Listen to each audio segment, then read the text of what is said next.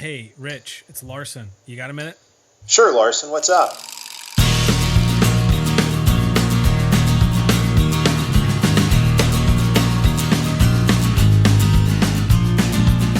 Hello and welcome to the Got a Minute podcast. I'm Larson Hicks, and I'm with my co-host here, Pastor Rich Lusk. And we're excited today. We've got a special guest with us, Dr. Joe Rigney.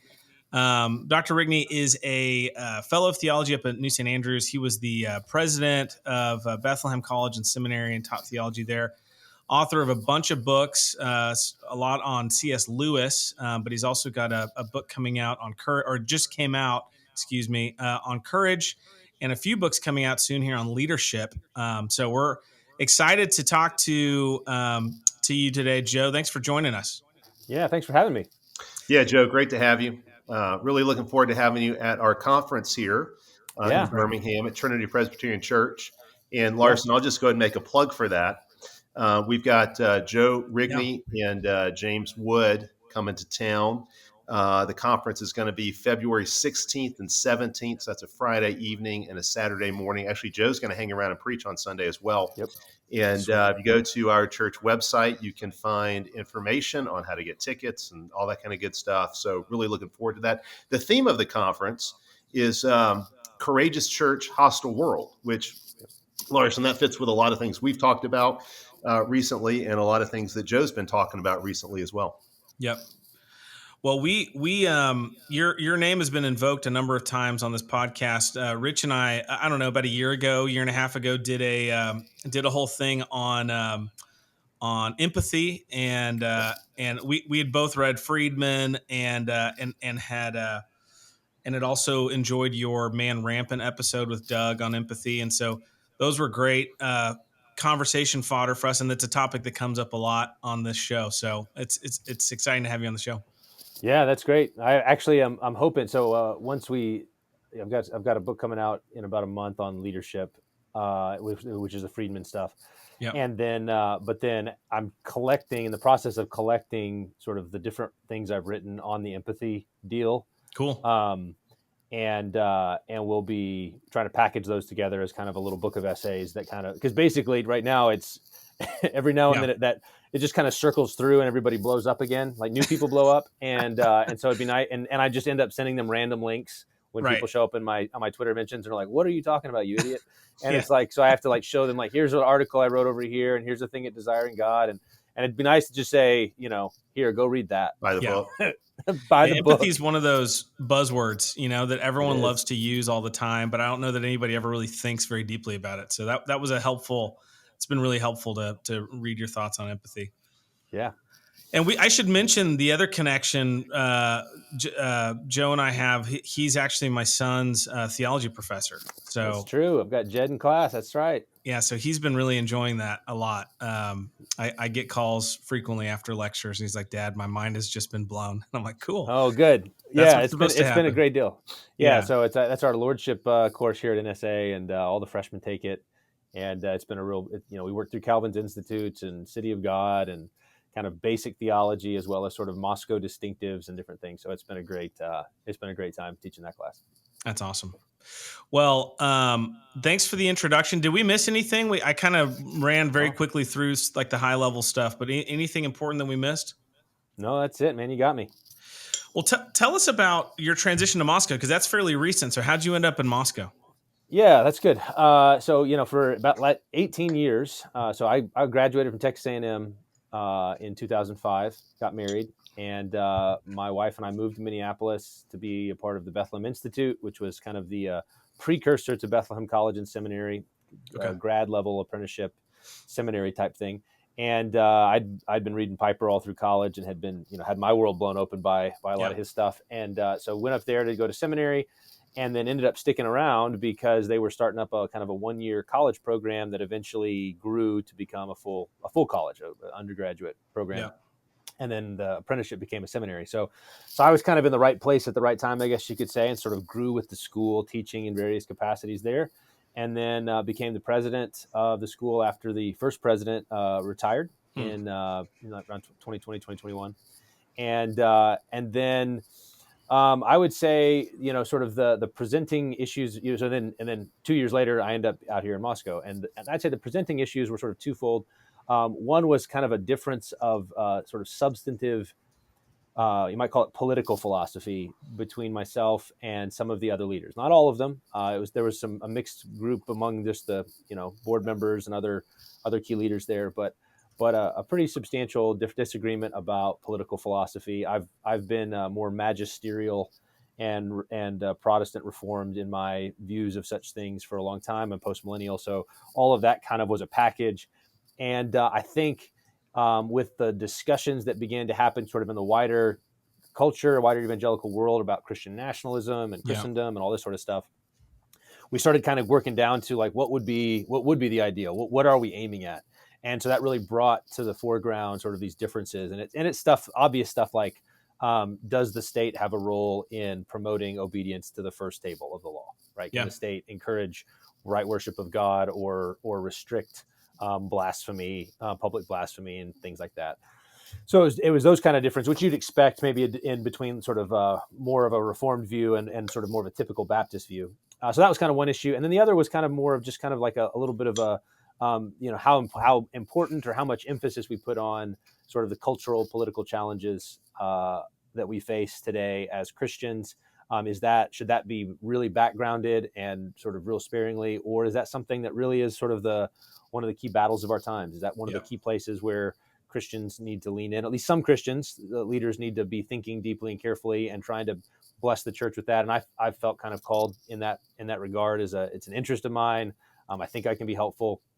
But that really wasn't necessarily what all the leaders at Bethlehem wanted in a president. And so it became pretty clear. And then sort of through that process, the issue of paedobaptism sort of kind of emerged again. I've been a 60-40 Baptist for a long time.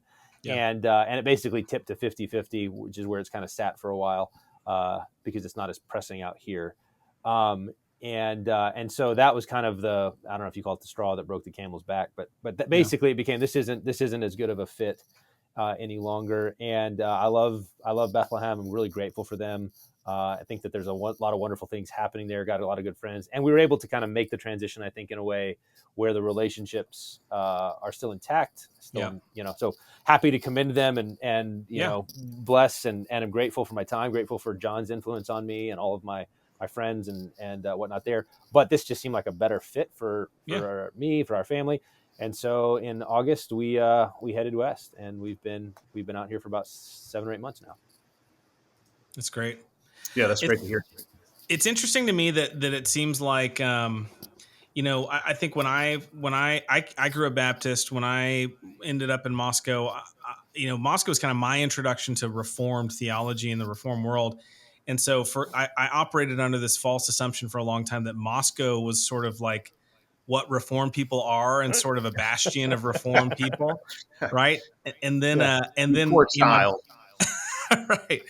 My older brother. What's that? Aren't we though? I thought is that not? Does not everybody think? Not everybody thinks that. Oh, apparently not. Yeah, it's funny because my brother and I started like this theology blog as we were both kind of basically live blogging our theological journey, just thinking through things, and I very quickly realized like, we up in Moscow are not really in like the cool Reformed club, like they haven't really let us in, like they'll sort of claim us. It's like El Paso with Texas. It's like nobody wants to claim El Paso except when they're talking about how big it is, and then they want to talk about the distance. Yeah, it's that's like, right. It's like Moscow only counts when we do something, when it does something good, but otherwise it's not really part of the Reformed club. And so as we've planted this church in Huntsville, when people ask me about it, I've started to describe it as almost I say things like we're really kind of like a Baptist Presbyterian hybrid, and just it's almost like I'm trying to speak not so much about the theology as I am kind of culturally. It's like James Jordan talked about this in the 90s that Baptists basically, virtually all American Protestants are Baptist in one way or another, and so anyway, it's interesting to me that you're there now and that Jared Longshore's there now, and it seems like that's sort of the people that have embraced Moscow and the brand of reformed that is in Moscow are people that are kind of coming out of the Baptist world, kind of the best and brightest of that world, in my mind. Yeah, it's there definitely is kind of I think that Canon Plus's influence, Canon's influence in the wider, has helped sort of people to see, hey, there's a lot of really great stuff. I also think that a big part of it is that the way that Doug and the folks out here have sort of built, worked from sort of worship as the heartbeat, family is sort of the next and first and most important thing. So from worship of God into the family, and real practical. How do you what is marriage? What is how do you raise kids, and that sort of thing. And then that was sort of the bedrock of everything else. And then then you get to education, and then you get to cultural influence. And so I think that has sort of given it a stability.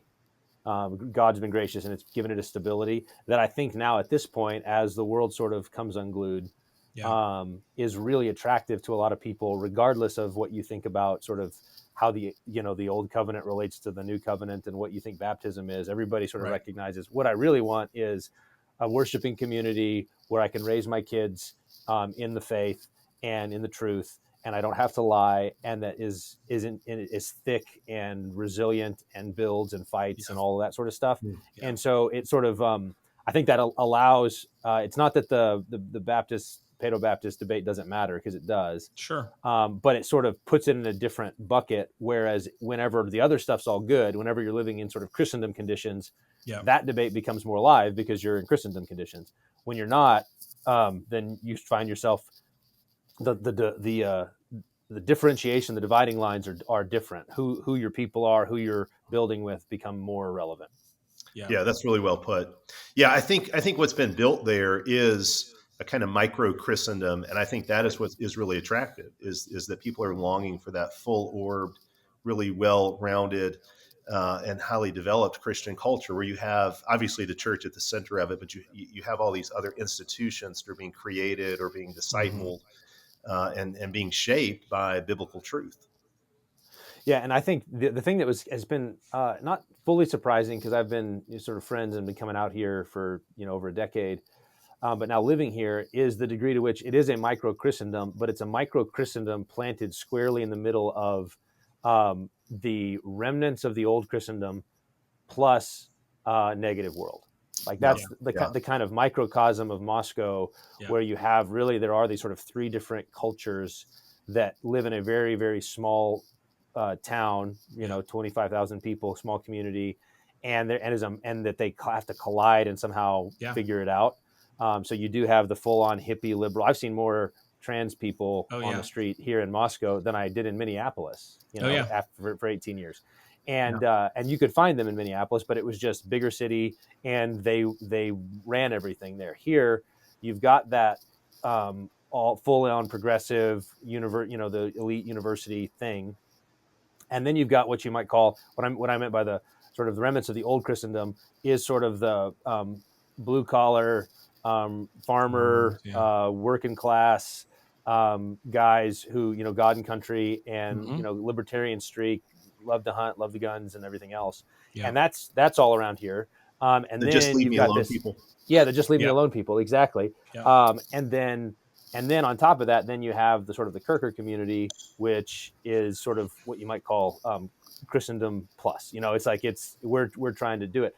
And so I think some of what's attractive is that the folks out here have had to figure out what does it mean, because of the size of the town and the polarization. How do you actually live, build, fight in a negative world context? Which means there's a sense in which it's like 10 years ahead of other places in the country that are just, and now people are going like, whoa, what are they doing in my kids' school? If they've got them in the public schools, or what are they doing in our town? What kind of craziness are they doing? And they're looking around going, who's thought about this? Who knows how to do it? And that's really an attractive thing. And that's one of the reasons I'm really excited about being out here. I'm loving being able to build and fight out here. So. Yeah, I've said that exact thing a bunch of times to people out here in the South, that Moscow's a good 10, 15 years ahead in terms of what they're the battles they're fighting. I remember when I got up there in 2002, they had just finished fighting with the city about topless car washes, right? And it was like Right. there were like women going topless and saying, we have to define the biology of what constitutes exposing a nipple. Like that was a Right. fight that the church Yeah. and the city were having.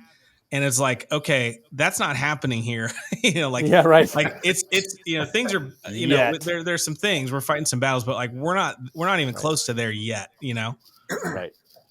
Yeah. So yeah, it's kind of a petri dish or a laboratory for, I think, the rest of the church. You guys are up there fighting and dealing with this stuff and giving us all kind of a first look at sort of what's this going to look like, because it's coming to a town near you soon. I haven't heard about this particular battle. Who won that battle? Well, I think sanity in that case did win. I think, the argument was Sanity beat out equality. Yeah, right. It was like Right. the argument was like, well, men can take their shirts off and do car washes. Why can't women? And I guess, okay, that argument is going. That's an Equality. argument. Yeah. I think I want to say in the last few years in Minneapolis, they had the same thing, and it was about whether in the parks. There's a lot of parks in Minneapolis, lakes and stuff like that, right? And so people, go run around the lake or go, ride bikes around the lake. And the issue and the question, and is that issue: guys can run shirtless. Why can't the women? And the city said, well, yeah, that makes sense. And so then they allowed in the parks. They were sort of like became. And I don't remember ever having an issue. I don't remember like that. It's Minnesota, so it's like, yay, it's 32 degrees. Like it's like how often are you actually going to? But it was sort of like that thing, like, oh yeah, that the equality virus caught up and then took it to the next level. So I could tell a similar story from when I lived in Austin, but we probably should move on to other topics. Okay, good. That's right. Well, I did want to touch on Christian nationalism or maybe Christian nationalism or theonomy, because you made just a passing comment about it, but I think that it's important to mention it because I think that's one of the things that, the kind of gospel centered, attractive, church has sort of accused branches of the church have accused Moscow of being, theonomist, and they want to, they want to see, laws tomorrow that ban homosexuality or whatever, and anyway, I feel like that conversation's been really, if you're actually reading what the people in Moscow are saying, then it's pretty obvious that that's not what's happening out there. But can you speak to that a little bit? Just theonomy and kind of the way that you are that you feel like you and the crowd up there are engaging in that conversation. Yeah. So I do think that there's I think that it's laying the foundations is the first step, which is in principle. Does every institution of society need to formally, publicly acknowledge the lordship of Jesus? Yeah. Right. So that's the principle that's at stake. And then, if someone called me a theonomist, in certain senses, I'd say, yeah, sure. Yeah. I'm not going to fight that. But if like in sort of the pure theonomy of, hey, let's just use Deuteronomy and slap it down. I'm much more of a, I would describe myself as a magisterial Protestant, natural law as sort of the foundation of civil order, but natural law includes not just the second table, but includes the first table. Like the first, what does nature teach? Well, nature teaches that there is a God to whom we owe all worship and allegiance and gratitude. Yeah. And everybody needs to acknowledge that out loud, right? And from the heart. So that's the sort of, and so laws ought to teach and instruct and promote that. So the principle is promote right worship, love for God, love for neighbor. And then a lot of the particulars of like, well, what does that look like for America? What does that look like in the 21st century? Are matters of wisdom and prudence in concrete circumstances. Well, what's the character of the people? What's their history?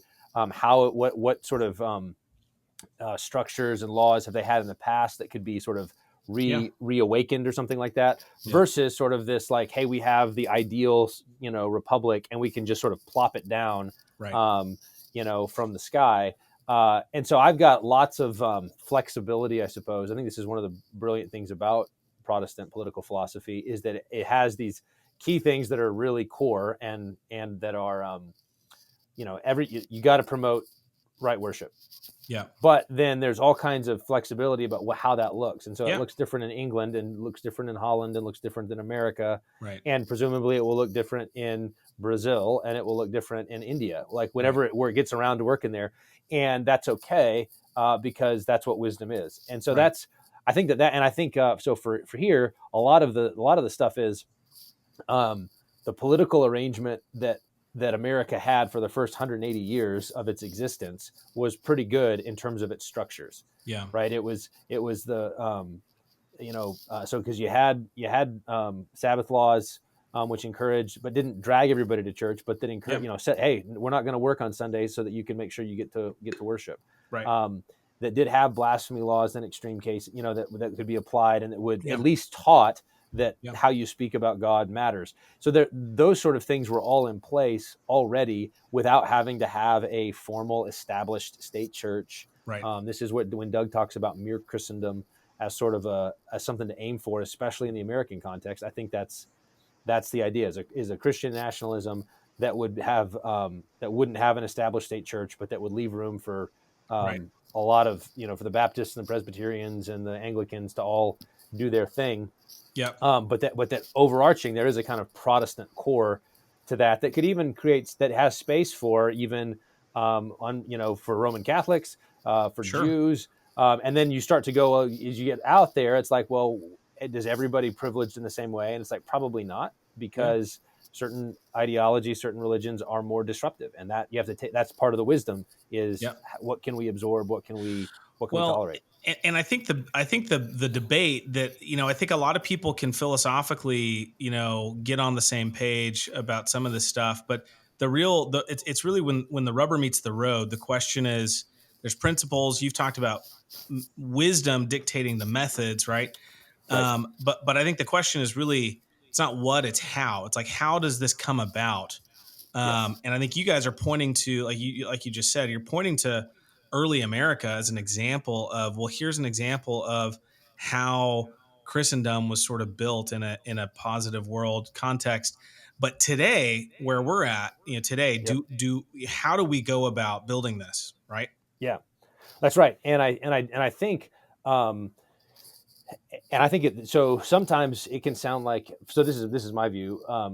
There's a way in which it's all bottom up.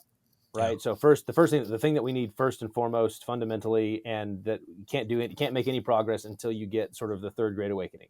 Yeah. And I think we should pray for that, aim Revival. for that. We need that. At the same time, there are, like, law does have a teaching function, and actually could be something that could serve that great awakening. Right. Because part of the challenge that we're facing right now is that wicked custom and wicked law is catechizing people in all kinds of nonsense that makes the gospel incomprehensible. And so if you just think about the way that even the last 10 years, Obergefell, Roe before it, and Obergefell have catechized for a generation of people into thinking and acting in certain ways that are rebellious and wicked. And so the removal of those laws is a desirable end, even if the people, even if we haven't had the revival yet. So we ought to be aiming, just like we did. We aimed to defeat Roe and got rid of it, and now we've got to move that ball forward.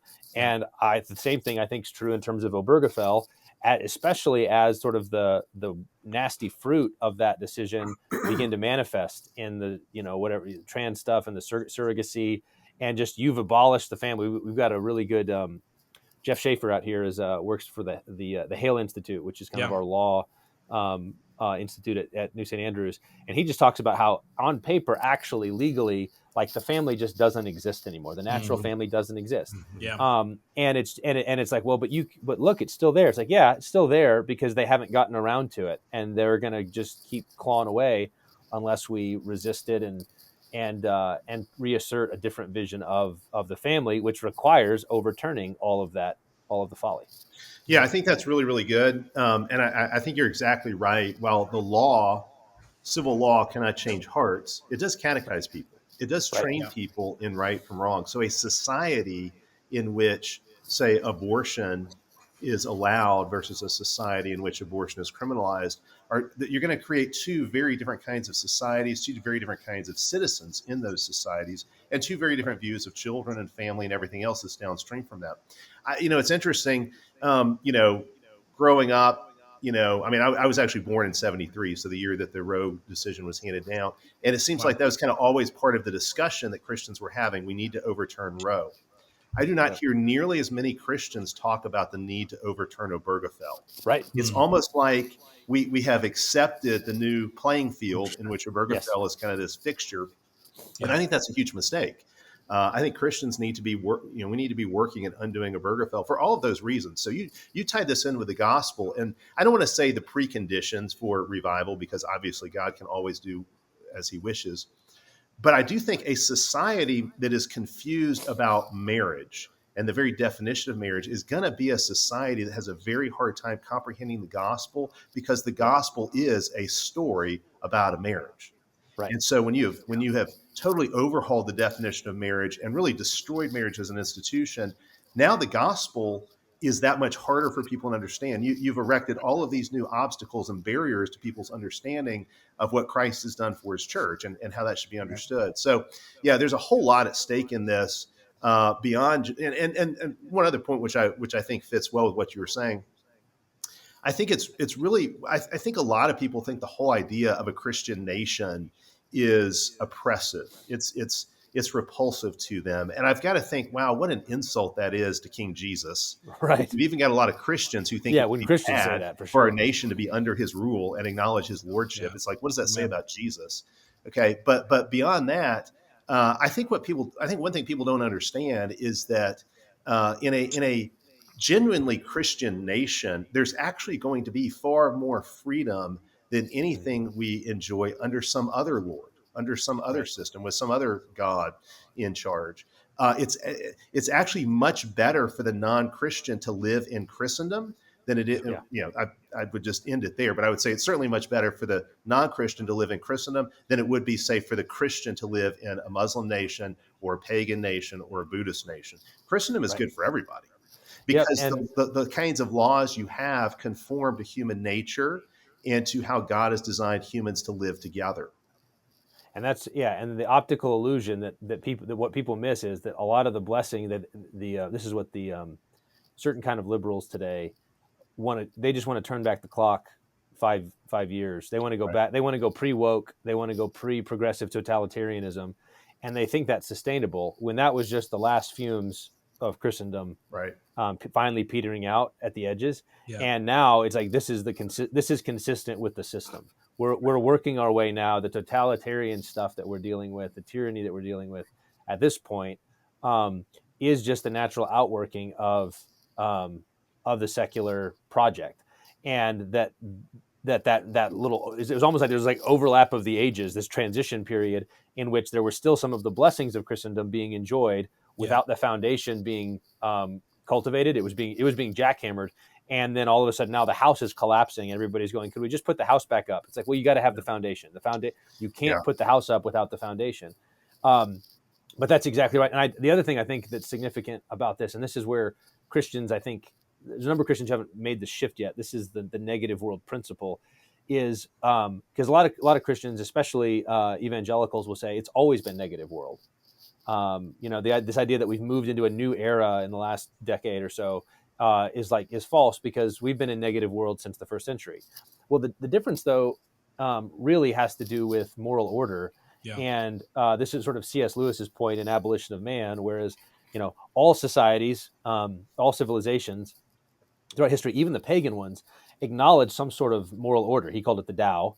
And it was sort of the moral order baked into the cake. It's the natural law baked into the cake that sort of had different expressions in a Buddhist society or a Muslim society or a Jewish or Christian or whatever. But all of them acknowledged that there was objective moral order, rational order. And then Christendom was one instance of that, and sort of the flowering, the fullness of that, because it combined both that moral order with the gospel. Right. So the God who stands behind the law, and then the God who delivers us from his righteous judgments. Now, the issue then is the rejection of the moral order is different than, say, why Bible-believing Christians would have been mocked, derided, rejected 100 years ago. Because then it was about sort of the peculiar doctrines of Christianity. It was the virgin birth, the resurrection of the dead, all the supernatural, miraculous stuff. That was what made real Christians different and would get them, mocked. Today, you believe in virgin birth. Okay, that's weird, but fine. It's not, you believe in the resurrection. Okay, spooky world, this stuff happens. The offensive thing, and the thing that will get you, get you the riot act, is when you say marriage is one man, one woman, one lifetime period. It's the moral stuff. It's the moral order that is the linchpin, and that is a different sort of animal. A wholesale rejection, not just a disobedience to the moral order, which every society has done, but the wholesale rejection of that even notion is really a new thing, and very unsustainable. Which is why Christians ought to be the ones who are trying to guard the Tao. We're going to guard the law and try to build a society that acknowledges the law of God and that acknowledges the gospel that delivers us from it. Yeah, that's good. Yeah, the attack is not so much on the supernatural, but the natural. Yep. It's kind of like we exorcised the ancient world of its demons, and now they're coming back 7 times worse. That's right. Apostasy is worse than paganism. It's one thing to have just always been pagan. It's another thing to have been Christian and then to fall away at a societal or civilizational level. Although I do agree with you, it's not sustainable. And that's one thing that makes me very optimistic, is that feminism can't work in the long run. Transgenderism can't work in the long run. Socialism can't work in the long run. None of these things can work in the long run. And so they're bound, wokeness, progressivism, any forms of these things, they're all bound to devour themselves and to self-destruct at some point. And I think so, you talked about the need for a third great awakening. Part of what I think about is all of that is going to collapse. We Christians need to be in a position to pick up the pieces and then rebuild once it happens, which is a lot like what Augustine, I think, is talking about in City of God, which you mentioned. It's a similar kind of thing. It's like the Roman Empire is collapsing, which on the one hand looks like it's really bad news, but actually it can be good news, because out of that rubble, Christians can build a new Christendom. Christians can build a God-glorifying civilization. That's right. Yeah. Well, I liked your comment, Rich, about a demon coming back 7 times stronger, and I think about something like Marxism, which is really a more virulent strain of heresy, because it tries to incorporate some Christian elements. It's a false theology, or a false it's a heresy. Right. Lewis would famously describe Islam as a Christian heresy, which is just it's like all of a sudden you're like, oh yeah, it's a Christian heresy. Yeah. And I think a lot of the secular ideologies like Marxism are Christian heresies. They're that you can't get to them unless you go through Christianity. Right. And the point you made about earlier at the beginning of the conversation about theonomy was the fact that our laws are a tutor, that sort of shape, that instruct people in morality and even religion. And I, one of the topics that we were hoping to talk about is freedmen and leadership. And I think about how Marxist ideas and this egalitarianism and feminism and all this leveling of the playing field to where there is no up, there is no down, everything's flat. I did a podcast with my friend Joffrey Swait about the idea of class in culture, the idea of nobility, and how devastating the loss of that has been for humans. For us not to view that there are some people that deserve extra honor and respect because they're above me, in society in real ways. They have and that's not something that is an entitlement. It's a responsibility that those people inherited, and a duty as a Christian, to whom much is given, much is required, to serve.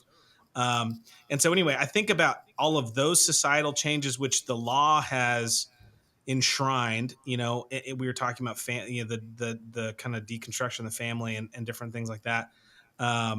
But I'd love to your recent talks on Canon Plus about leadership. I really loved your discussion of the idea of degree. And I'd love for you to kind of, maybe, if you wouldn't mind, just like introduce that idea, and kind of weave that into this conversation, because I think it's really relevant. Yeah, for sure.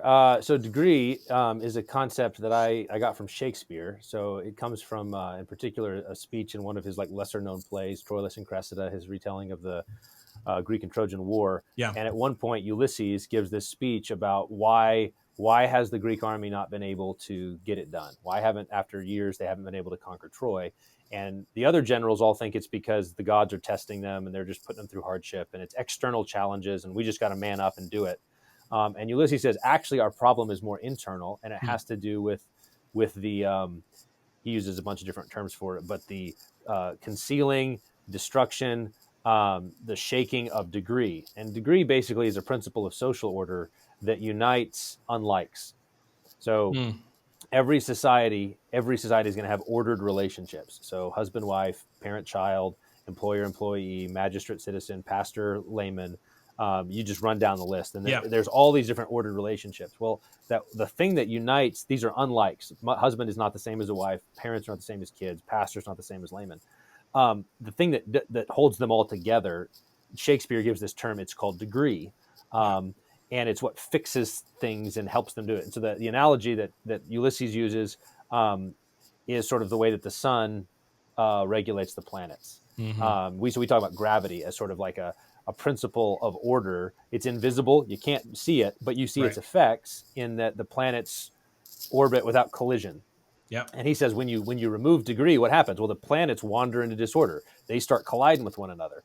There's all sorts of disruption. In the natural world, degree, we see sort of the establishment of a kind of degree in Genesis 1, when God says, I'm going to separate day and night, but that's still a part of my world. The seas and the land and the skies, they're separate. They're different realms, but this is one cosmos. So there's a unity, but it's uniting these things.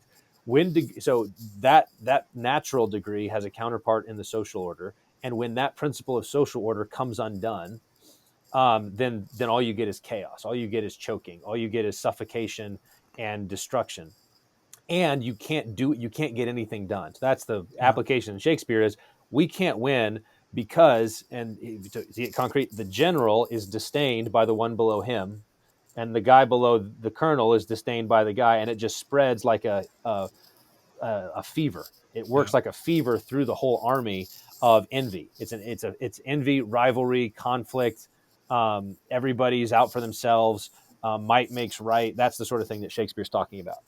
And so I was really helped by that whenever I've taught Shakespeare for years, and René Girard, the French literary critic, really draws out that as a key Shakespearean theme, not only in that play but in Julius Caesar, Coriolanus, King Lear. All of these plays are really wrestling with that social challenge, right?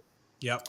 So then I connected that to Edwin Friedman, whose book Failure of Nerve has really influenced me on the crisis of leadership he was writing the 20th century, the 90s, but has just, Friedman looks, if you think about how bad it was when he's writing and just look at what it is now, it's even worse. Yeah. And these sort of ideas of the kind of anxious, angsty, agitated system that we just live in, just that crackle in the air, the anxiety storms that just shoot through society, the social stampedes where people just run, something happens, boom, and everybody runs right. And then something happens, boom, and everybody runs left.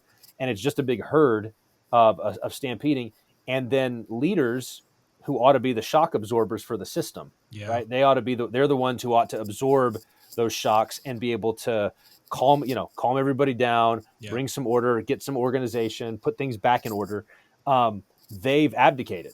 In fact, that part of the Ulysses speech is basically this notion that kind of it's the weakness of the leaders that has led to this flood of envy and rivalry. Yeah. That then sort of compounds upon itself. It just gets worse and worse and worse. The more agitated, the less strongly, capable leaders you have. The less capable leaders, the more agitated, and it's this vicious cycle. And so Friedman's point is, he calls it well differentiated leaders with a non-anxious presence, which is the Right. sort of thing that a Jewish family counselor psychologist would say. The thing Yeah. is, and so well differentiated, non-anxious presence, whatever. Right. The Bible term for this is just sober-mindedness. Yeah, it's good. Like so he's got the psychological language for it, but we have a Bible word that just gets right at it, and it's sober-mindedness, which basically means you don't get drunk on your passions or the passions of other people. Yeah. So good. So good. I gave an exhortation at our church about sober-mindedness shortly after I listened to your listened to your talk. It's so powerful, and that biblical term of, Dad, are you an emotional train wreck? You are essentially driving drunk. You're leading a family and you're drunk behind the wheel. This is very perilous. You need to get control of yourself. And you could be a teetotaler, right? I mean, the whole point is, right? So and that's why, I mean, Paul, using that, I mean, it's a common term in the ancient world. And it does mean just not drunk, but you just, the recognition is you can get drunk on more than alcohol. Yeah. You can get high on more than weed. You're like your abilities, your ability to make wise decisions, your reflexes, all of them can be impaired. Your judgment can be impaired by more than foreign substances. In fact, the thing that's actually the greatest threat to your stability and clarity and wisdom is your passions and the passions of other people. Yeah. It's there. And passions is this great Bible word that we don't use near enough, but that we ought to bring back because it's getting at this sort of the snap reaction phenomena where something happens and you immediately, if it's good, you want it. Like that's what desire is. It could be a passion. Or if you don't want, if it's bad, you might hate it. There'd be a revulsion or a fear of it or a sadness over it or anger. All of these are passions. Pity is a passion. And they're those sort of like snap reactions. And then part of the thing is they can operate on a dimmer switch. They can be really intense, or they can be more mild. If they're long term and they just kind of hang around, what we today call passions, like moods. And so when we say, or attitudes, so anger on a slow burn, we use the word frustration. Fear on a low burn, long term is anxiety. So we have these categories that I'm frustrated, I'm anxious, I'm depressed. All of that kind of language, which is really common, and gets secular psychologized. Yeah. The Bible has a category for this, and it's the passions. Yeah. And when the passions run the show, they lead us astray. They blind us. They take us off. They want to take us somewhere, and if we gratify the passions, then it's bad. We get the works of the flesh, and all the junk comes. The flip side of that is the passions, they are good. God gave them to us. They just need to be governed. And they have to be governed by you. God wants you to govern your passions in submission to him. So he restores control of you to you so that your passions are there and they could be intense, but they're channeled, they're guided, they're shepherded, they're stewarded in the way. So you weep with those who weep at the right time. You rejoice at those who rejoice at the right time. You do share the emotions. You do build the connections and have all of that very human thing, but it's not untethered. It's on a leash. Yeah. And for leaders especially, this is the thing that you bring to the table in your home, in your church, in your business, in your school. Is when you walk into the room, does everybody breathe a sigh of relief when crisis happens? Yeah. When you come in, is it, oh no, he's here, because now it's going to get worse. He's bringing more angst into the room. He's bringing more agitation. He's going to blow up or he's going to shut down. Or when you show up, does everybody go, thank God? Yep. And why do they say thank God? Because you're tethered to Jesus. You're anchored in Christ. He's providing gravity for you, and therefore you can sort of provide that gravity to others. Yeah, it's so good. I love that metaphor. Really, love that metaphor of gravity. I think one of the most destructive ideas that's very common in our culture today is that you cannot do anything about your emotions. You just feel the way you feel. There's nothing that can be, you don't have control over your emotions. And therefore every emotion has to be validated. Yep. And, I see that idea come up a lot. And what you're saying, if I understand you correctly, is that there are actually moral norms that our emotions should conform to. Our emotions are subject to Christ's lordship just as much as anything else. And that we really can and must train ourselves to feel or to emote or to have passions that are attuned to God's truth and to reality. Is that fair to say? That's right. And this again, to circle it back to that abolition of man, Lewis on the moral order, is that the older view of education was to train the pupil to like what he ought to like, Right. Yeah. to love what he ought to love, to hate what he ought to hate. In other words, there's that the emotional responses could either be in tune with reality or out of tune, in accord with it or out of accord.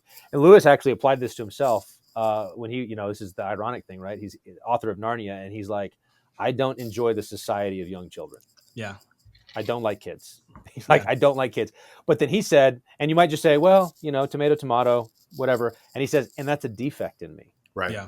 Right. Like something's off. My inability to enjoy young children shows that I'm emotionally out of tune. My passions are not calibrated to the way reality is. Well, young children are delightful. Yeah. And my failure to feel delight is a defect that needs to be addressed. Right. And the gospel is this sort of thing that comes in if in our natural sinful state we're upside down, where the passions lead the show, our minds come after to rationalize whatever the passions just did, right? Like this is even secular psychologists get this point.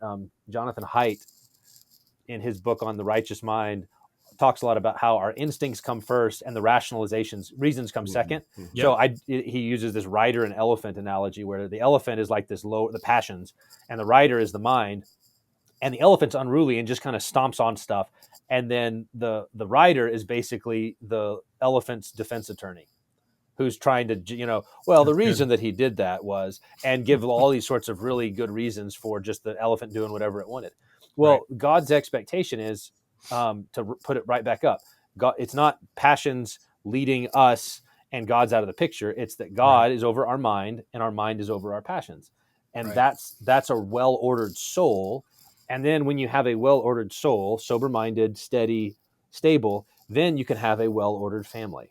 Right. Then you can have a well-ordered church. Then you can have a well-ordered society. In other words, this is back to the degree point. Now the planets are in their proper place. Yep. Everything is orbiting properly. Now, perfect in this life? Of course not. We're not utopians. But better than what we have? You betcha. Right. Like, this is what the gospel came to do, is to put us right with God and then to reorder every aspect of our lives.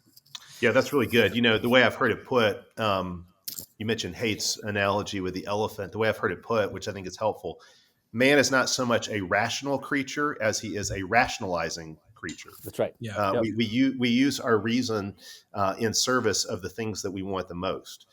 Is very often how we function. So yeah, that's really, really good. So one thing obviously that has gotten a lot of attention in the last few years are the so-called empathy wars online and social media, that kind of thing. Yeah. And you did do an interview with Doug Wilson on this, which was really good. And of course, Friedman, I think, is the source of a lot of this conversation. That's where I first picked up a lot of these ideas. Most people today will think of empathy as an unqualified virtue, maybe even the ultimate virtue in some cases. Yeah. Friedman obviously points out problems with empathy, limitations for empathy, particularly for leaders. How would you frame it? Would you say that empathy is not a virtue, it's a vice? Or would you say that empathy can be good or bad depending on the moral framework within which it operates? Yeah, so this is the thing that stirred up as much as anything was this debate about meaning of terms and their use. And I was mainly concerned, and have been mainly concerned, about its use, which was the Friedman thing. He's like, I'm not trying to write a dictionary. I'm trying to deal with things on the ground. And he had learned that the first person to bring up empathy in a dysfunctional organization was probably the problem, right? Like, in fact, that the prevalence of empathy in that room was the reason that this place was so stuck. And the reason is because emotions, like we said, are dangerous. And empathy, the way I'd say it partly now is empathy, if we just mean sharing of emotions, if that's the base meaning is, sharing emotions, is neither a virtue or a vice in and of itself. It's just a natural feature of human existence. It's bonding, it's connection. But it's a dangerous one because it's really easy to let emotions run the show, to let the passions reign. And empathy functions as a kind of arch passion because it's the channel that passions run on from person to person to person. So a community that's heavily empathetic is one in which you get the anxiety storms. The lightning just shoots through and boom, boom, boom, boom, boom, boom, and everybody's the domino that just gets knocked down by it. And so Friedman's point in this is that caring for people, having compassion, having sympathy for people, all very important. But the first thing is self-differentiation, or my term, sober-mindedness.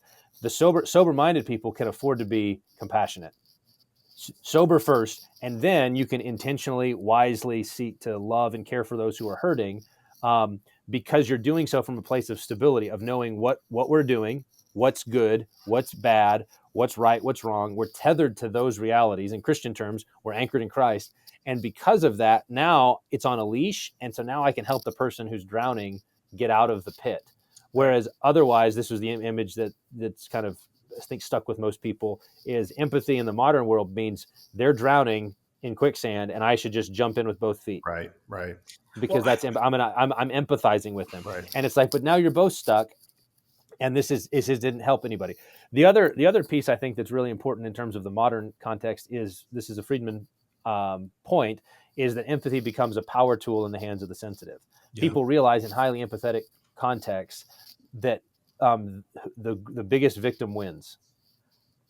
And so the competitive victimhood that we just see in every aspect of our society, this is again a Christian heresy, a Christian knockoff. The Christian desire to help the poor, to help the weak, has been sort of corrupted as a tool of manipulation. So you're going to compete to see who the greatest victim is, because the greatest victim wins.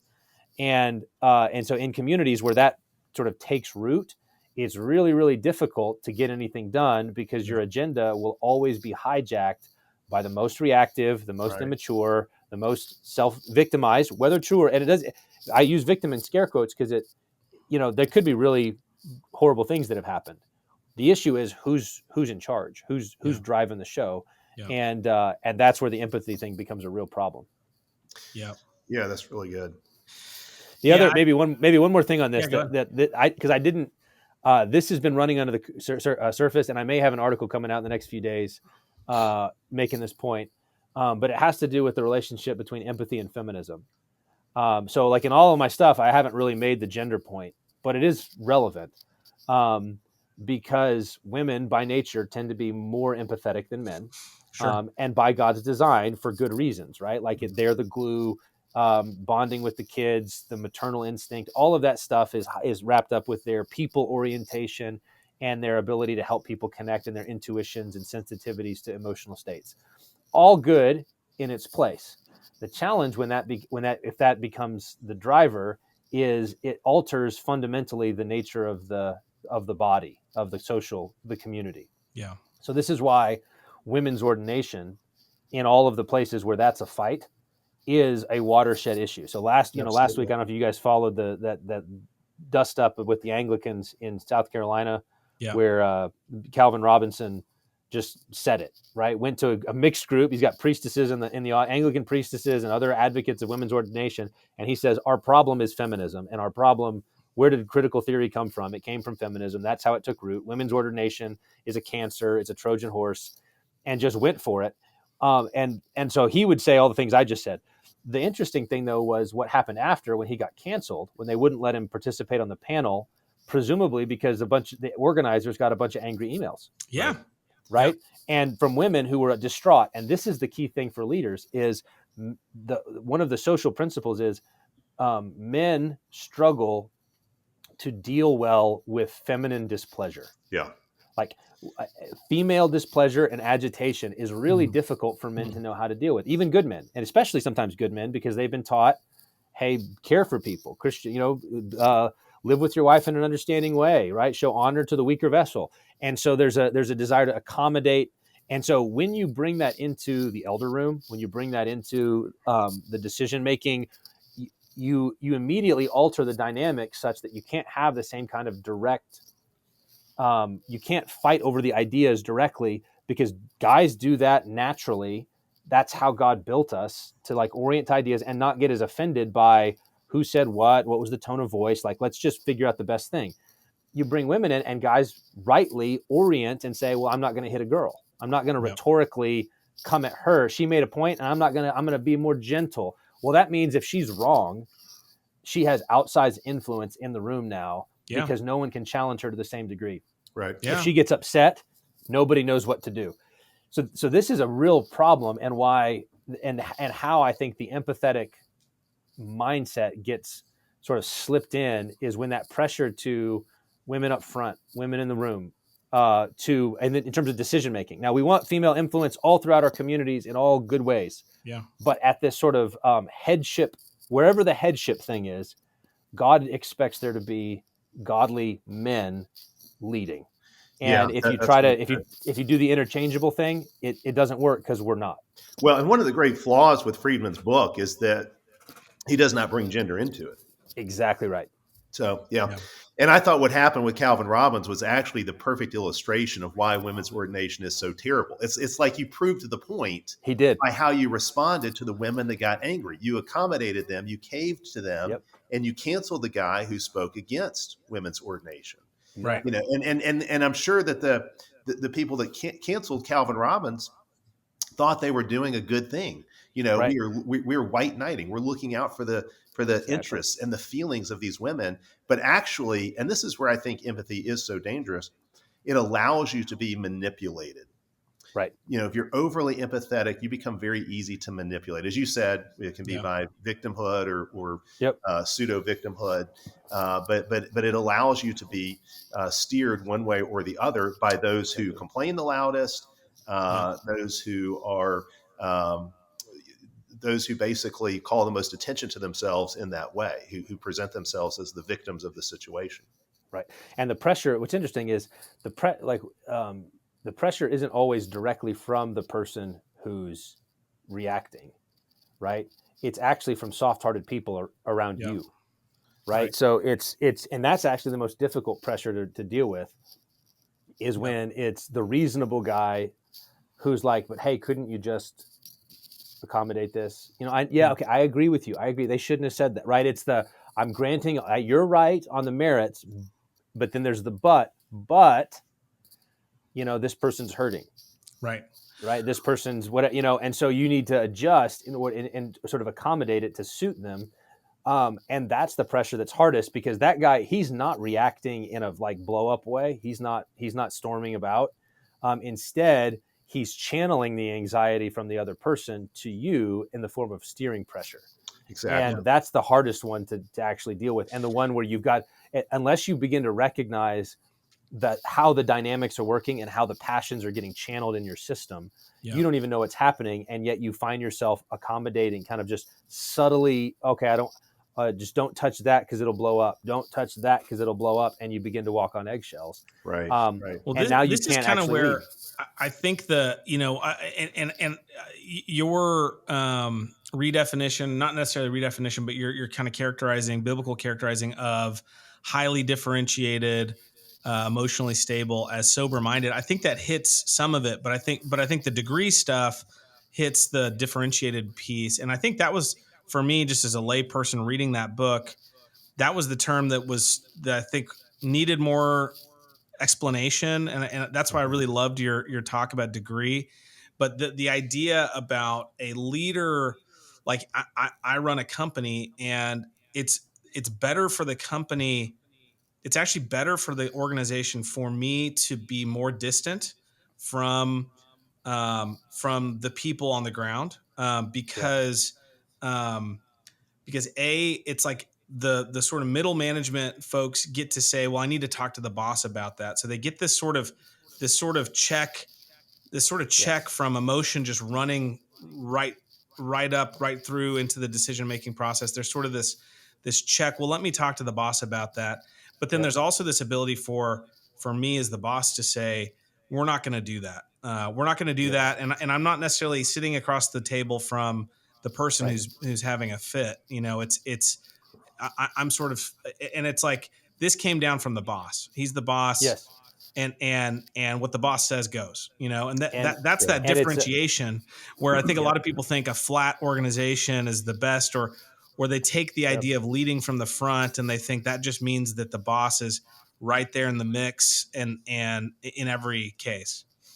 And it's so that hierarchical capacity creates it can extremes either way, but it creates the right kind of emotional distance. So where you can go out of the emotion of the present moment, what's good, what's wise for the long term, not just what's going to quick fix the immediate, what's going to alleviate this pain right now, this emotional pain that I'm confronted with. I just want that to go away.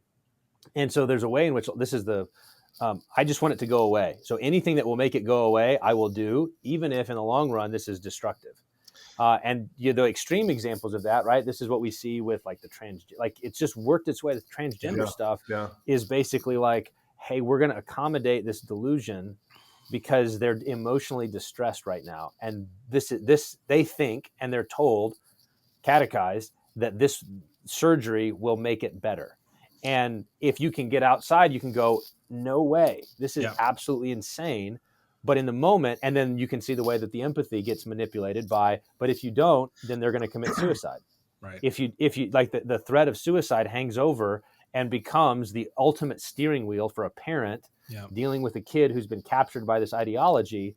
Because if you don't go along with it, then are you really willing to be responsible for the suicide of your child? And it's absolutely toxic and destructive, and it's fueled by empathy. Yeah, well, that's good. I've seen it. Oh, go ahead, Larson. I was just going to say, from a practical standpoint, because I'm thinking about how this hits every person in the pews on Sunday. I think from a practical standpoint, not everyone's a boss or a leader at their church, but they are. You have fathers in their homes, and I think the structure of the family has become so flat. And the popular depiction of the husband as kind of an idiot and just sits on the couch and zones out, and I find that to be the hardest place as a man to lead is in my home, because I'm a product of the society I've grown up in. I'm chums with my kids. I'm chums with my wife, and there's not that differentiation that I think is needed. We've lost that. I have a friend who's insisted that his kids all call him father as a title, not dad. And I get it. Like I get that he's sort of trying to create a little bit of a differentiation in the home, that this is a title. It's not just my name. It's actually a title that you respect. And I think that's something we've lost. And I think it's made it very difficult for husbands to lead in their homes. I don't know how we get it back. I don't have the shortcut to that, but I can see that that's a clear problem. I think the one of the first steps is being so the self-awareness to realize when what's driving the home is the emotional angst. And so being alert to when your own when you can feel it, like it's a skill you can grow in, to be able to go, I feel the hesitation and reluctance to lean in on that. It'll be easier if I just kind of sidle away. So I think a dad can learn to recognize his own, and then to interrogate it. Go, am I doing this because now's not the time to have that conversation because we have people over, and so I'm avoiding out of a prudent delay. But later tonight we're going to have this conversation. Is it in other words, is it cowardice or is it wisdom? You've got to interrogate it to determine that. I think the flip side for like women is to realize you don't want to get your way by manipulation. Right? Like, in other words, women know intuitively they could exert certain kinds of emotional pressure in the home in order to get their way temporarily. But the result will be a kind of embittering, if they're manipulating their kids or their husband, will be a kind of, because they'll feel, men will feel the unfairness of it. Like, I can't fight that way, right? I can't, it'd be unmanly and it wouldn't work. So if it's a manipulation fight, I'll probably lose, and that feels unfair. And so even if you get your way on the particular issue you're talking about, you've actually damaged the integrity you've damaged degree. Like the home as a whole, the gravity of it has been disrupted. Instead, it's good for a wife to want to influence her husband for godliness. That's why she's there. She is For sure. Wisdom personified. In the sense, like Proverbs is like women, wisdom calls loud in the streets, and it's a woman. And then you get to the end, and here's the Proverbs 31 woman, right? Like marry her. Right. And so she ought to influence her husband, providing wisdom, counsel, feedback, help him see things that he doesn't see, do him good, not harm all the days of his life. All of that's true. But that's a responsibility of like, am I doing so in a way that honors my husband as the head, that recognizes his gravity as the central organizing force in our home. And I'm trying to assist him in carrying out that task, not trying to usurp that task by manipulation. Yeah. Yeah. And of course, wives who realize they can manipulate their husbands end up not respecting. Right. So then you've got that compounded problem. Yeah. And I know we got to wrap things up here in just a minute. I've noticed when empathy, this kind of empathy infects a pastor or a session, it can have huge implications in church life. This is one reason why I think church discipline is so hard to carry out, and why so many churches don't carry it out, because there's kind of this misguided empathy that makes it impossible to make a hard decision like that, to excommunicate somebody who really does need to be excommunicated. I think it's why pastors have a hard time preaching against certain sins they need to address within their own community, especially women's sins. I think that's something that, it's really interesting. Pastors are rarely scared of their session, like their ruling elders. Who they tend to be most scared of actually are the women in the congregation, because they know the women can pretty much destroy them if they, if they get sideways with a certain number of women or the wrong women in their congregation. And so again, there's sort of that pressure to accommodate sometimes. So there's all kinds of ways in which this, I think, can infect church life. And of course, when you don't have leadership that has a backbone and that is willing to do these things, then it actually only intensifies the anxiety in the rest of the community, because there's always that question, well, who's really in charge here? Yeah, that's right. Who is really captaining this ship? That's right. Well, I think this all sets up the conference that's happening here in February very nicely, because it's on the topic of courage, which we kind of dabbled around, but I know that, I imagine because of your the influence of C.S. Lewis that you probably hold to his definition of courage, that I believe is something like, it's not a virtue in and of itself, but it's the testing point of all virtues. Right. Yeah. And I can totally see that. And I think that's really that's what failure of nerve ultimately is talking about is courage. Yep. That's right. Yeah, no, so I'm looking forward to it as well. And I'm looking forward James and I are good friends. He actually had a really good article on the supernatural natural thing just a few days ago. Yeah, I noticed that too. And has done a lot of really good stuff on Augustine and the city of God and that sort of thing. So he'll be a great speaker in the conference. I'm looking forward to getting some face time with him. So yeah, this will be a great time here in a few weeks. What day is the conference again, Rich? Yeah, so again, it's February 16th and 17th. So Friday night, Saturday morning, and if you go to our church website, we'll get that up with Birmingham. This podcast. We'll get a link to where people can buy tickets for the conference. Again, the theme of the conference is Courageous Church, Hostile World, hosted by Trinity Presbyterian Church in Birmingham, and looking forward to it.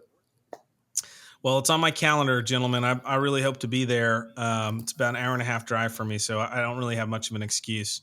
So I hope to be there. Hope to see you guys both. Hey, Joe, thank you for coming on the show. This was super fun, and we hope we can have you back sometime. Yeah, sounds great. Thanks, guys. Thank you, Joe. Thank you. All right. Well, gentlemen, we'll turn you loose. Thanks for tuning in, listeners, to another episode here of Got a Minute, and we'll see you next time. The Got a Minute podcast is a ministry of Trinity Reformed Church in Huntsville, Alabama. If you like this podcast, you might enjoy one of our other podcasts, The Good Life Podcast, featuring Matt Carpenter interviewing experts in their field about how their work contributes to the good life.